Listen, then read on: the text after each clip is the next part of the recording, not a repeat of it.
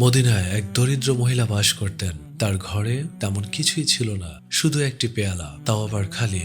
এক রাতে ক্ষুধায় কাতর তার শিশুরা কাঁদতে কাঁদতে মায়ের কাছে এসে জিজ্ঞেস করলো, আম্মি, আজ আমরা কি খাবো?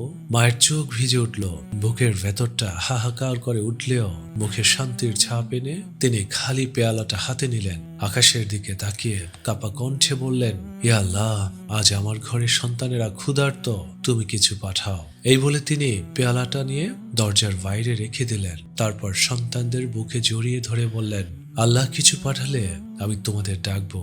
রাত গভীর হলো, সময় গড়িয়ে গেল। পেয়ালাটা যেমন খালি ছিল তেমনই রয়ে গেল।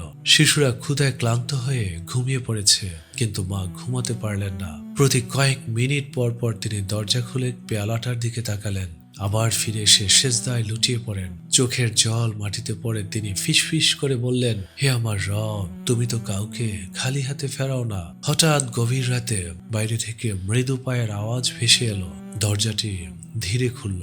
একজন মানুষ নীরবে দাঁড়িয়ে পেয়ালাটার দিকে তাকালো, তারপর তাতে রেখে দিল কিছু খেজুর, রুটি আর কয়েকটা মুদ্রা। নিঃশব্দে সে চলে গেল, কারো চোখে পড়ার আগেই। ভোরবেলা শিশুরা ঘুম থেকে উঠে দৌড়ে দরজার দিকে গেল। পেয়ালা দেখে আনন্দের চিৎকার করে উঠল, আম্মি, আল্লাহ পাঠিয়েছেন, আল্লাহ পাঠিয়েছেন। মহিলার চোখ দিয়ে অশ্রু ঝরতে লাগলো।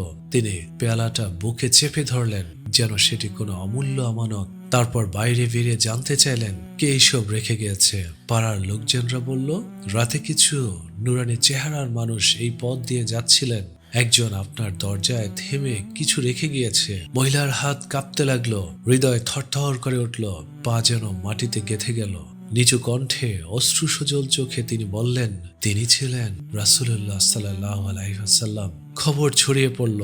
পাড়ার মানুষ দলে দলে এসে সেই মহিলা ও তার সন্তানদের সাহায্য করতে লাগলো, যত্ন নিতে শুরু করলো। কিন্তু সেই মহিলা আজীবন একটা কথাই বললেন, যেদিন আমি আল্লাহর নামে খালি পেয়ালা রেখেছিলাম, সেদিন মুহাম্মদ সাল্লাল্লাহু আলাইহি সাল্লাম নিজ হাতে তা পূর্ণ করে দিয়ে গিয়েছিলেন। আলহামদুলিল্লাহ।